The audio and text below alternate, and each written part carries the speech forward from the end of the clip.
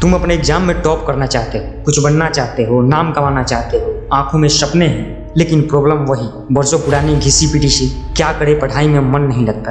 क्यों नहीं लगता भाई, क्यों नहीं लगता? सपने तुम्हारे हैं तो उन्हें पूरा कौन करेगा?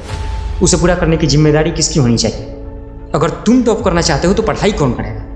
तुम्हें ही करना पड़ेगा दोस्त, कोई दूसरा ऑप्शन ही नहीं है, कोई दूसरा ऑप्शन नहीं है। ऐसा एक बात बताओ, अगर तुम टॉप नहीं करते हो अपने क्लास में तो कोई दूसरा तो करता होगा ना। टॉप करने वाला इंसान ही होता है दोस्त। और मिठाइयाँ बांटो क्योंकि तुम भी इंसान ही हो, और वो पढ़ सकता है तो तुम क्यों नहीं पढ़ सकते?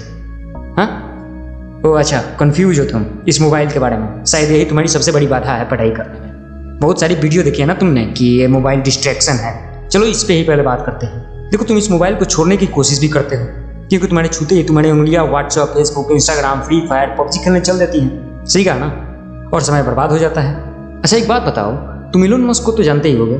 हाँ वही जो अभी दुनिया का सबसे अमीर आदमी है। उस बंदे ने फ्री में ऑनलाइन पढ़कर अंतरिक्ष में रॉकेट छोड़ दिए, और जहाँ पहले करोड़ों में रॉकेट बना करते थे और उन्हें समुद्र में डंप करा दिया जाता था, उसे इस बंदे ने सक्सेसफुली जमीन पर लैंड कराया। अब मैं तुम सबको फालतू में ये क्यों बता रहा हूँ? देखो जब तक तुम इस स्मार्टफोन, इस टेक्नोलॉजी, इस इंटरनेट को खिलौना समझोगे ना, तब तक तो तुम इससे खेल ही सकते हो, दूसरा कुछ नहीं कर सकते। और तुम्हें क्या लगता है जो टॉपर होता है वो मोबाइल नहीं चलाता है? चलाता है दोस्त, दुनिया का हर सफल इंसान मोबाइल चलाता है, लेकिन वो फालतू चीज़ों पर समय बर्बाद नहीं करता। जब तुम्हें इस मोबाइल की सही में ज़रूरत हो ना, तब इसे छुओ, और इसके पावर का सही इस्तेमाल कैसे कर सकते हो इस पर सोचो। ये खिलौना नहीं है दोस्त, एक क्रांति है, ये टेक्नोलॉजी भविष्य है। कैसे ये तुम्हारी पढ़ाई में मदद कर सकता है इस पर सोचो। देखो दोस्त, बहुत कम लोग हैं जिन्होंने यूपीएससी को फर्स्ट अटेम्प्ट में क्लियर किया, लेकिन क्लियर तो और लोगों ने भी किया ना। अब दूसरी बार, तीसरी बार, चौथी बार में ही सही, पर दुनिया उनके फेलियर में ना दुखी थी ना उनके साथ। लेकिन जब वे सफल हुए तो उनकी सफलता में दुनिया उनके साथ थी। ये दुनिया बड़ी अजीब है, ये केवल रिजल्ट देखती है। मार्क्स थोड़े से कम आ जाएं तो तुम पर हंसने वालों की कमी नहीं होगी। और एक बात दिमाग में डाल लो, आज से एक बात दिमाग में डाल लो कि मजाक केवल तुम्हारा नहीं बनता, मजाक बनता है तुम्हारे माँ बाप की मेहनत का, जो उन्होंने तुम्हारी पढ़ाई के लिए की है। हाँ मैं भी मानता हूँ मैं भी कि मार्क्स तुम्हारी काबिलियत डिसाइड नहीं करते, लेकिन अगर तुम पढ़ोगे ही नहीं तब तो तुम धोखा कर रहे हो ना अपने माँ बाप से, उनकी उम्मीदों से, उनकी मेहनत से। ऐसा मत करो यार, जागो दोस्त जागो, और आज से ही लग जाओ पढ़ाई में। आज ही एक टाइम टेबल बनाओ और लग जाओ पढ़ाई में।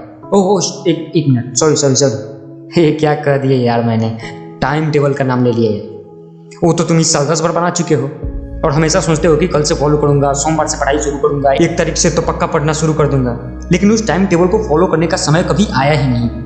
यार बुरा मत मानना, लेकिन तुम में और जानवरों में कुछ खास फर्क नहीं है, बस उनमें तुम्हारी तरह दिमाग नहीं है। और अब जो मैं बोलने जा रहा हूँ ना, वो शायद थोड़ा कड़वा लगे, लेकिन सुनो। अगर तुमने ये सोच रखा है ना कि तुम्हारे बाप के पास बहुत सारा पैसा है, कुछ नहीं हुआ तो जिंदगी उनके कमाए हुए पैसों से कट जाएगी, तो सुन भाई, दुनिया यही कहेगी कि यह वही इंसान है जिससे खुद तो कुछ हुआ नहीं और अपने बाप के पैसों से जिंदगी काट रहा है। और मेरे हिसाब से तो दोस्त धिक्कार है ऐसे जीवन पर, ऐसे भविष्य पर, जो ऐसे शब्द सुनने को मिले। और चलो मान भी लिया कि तुमने जिंदगी काट भी ली, तो अपने बच्चों के लिए क्या छोड़ोगे?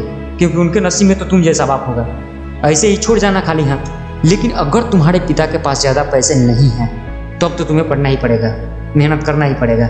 इसके अलावा अपने सपनों को पूरा करने के लिए कोई और रास्ता नहीं है तुम्हारे पास। अब निर्णय तुम्हारे हाथ में है कि कैसी लाइफ जीना चाहते हो तुम। आज से ही पढ़ाई को टालना छोड़ दो ये कहना कि पढ़ाई में मन नहीं लगता। तुम्हारे साथ पता है प्रॉब्लम क्या है? कि तुमने पढ़ाई को अपना लक्ष्य समझ लिया है। दोस्त, पढ़ाई करना कभी गोल हो ही नहीं सकता।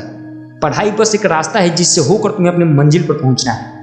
और जिस दिन तुमने सही तरीके से इस रास्ते को पार कर लिया ना, तुम्हें तुम्हारी मंजिल मिल जाएगी। तब तक तुम्हें पढ़ना ही होगा, अपने माँ बाप के खातिर, अपने सपनों के खातिर, अपनी इज्जत के खातिर। उसकी वजह से पढ़ो जिसे तुम चाहते हो, उसकी वजह से पढ़ो जिसने कहा था कि तुमसे कुछ नहीं होगा। कम से कम उसको जवाब देने के लिए तो पढ़ो कि तुम जो ठान लेते हो उसे हासिल कर लेते हो। और कुछ नहीं तो अपने उस दुश्मन के लिए पढ़ो जो तुम्हें नीचे गिरा हुआ देखना चाहता है। पढ़ो, बस पढ़ो, नहीं तो बाद में फेल हो गए तो किस्मत को दोष मत देना, भगवान को दोष मत देना। पढ़ाई शुरू तो करो, मन लग जाएगा।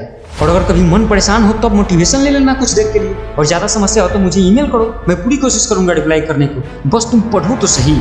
पढ़ लोगे तो सोने से निखर जाओगे, वरना रेत जैसे बिखर जाओगे। पर यार अभी भी तुम बैठे हो, जाओ और पढ़ाई करो। ये समय पढ़ाई करने का है, ना कि ये सोचते रहने का पढ़ाई कैसे करें और पढ़ाई में मन नहीं लगता। ये सब सोचने का समय नहीं है। जाओ और अभी से पढ़ो, और जाते जाते इन लाइनों को सुन जाओ। लहरों से डरकर नौका पार नहीं होती, और कोशिश करने वालों की हार नहीं होती। असफलता एक चुनौती है, स्वीकार करो। क्या कमी रह गई देखो और सुधार करो।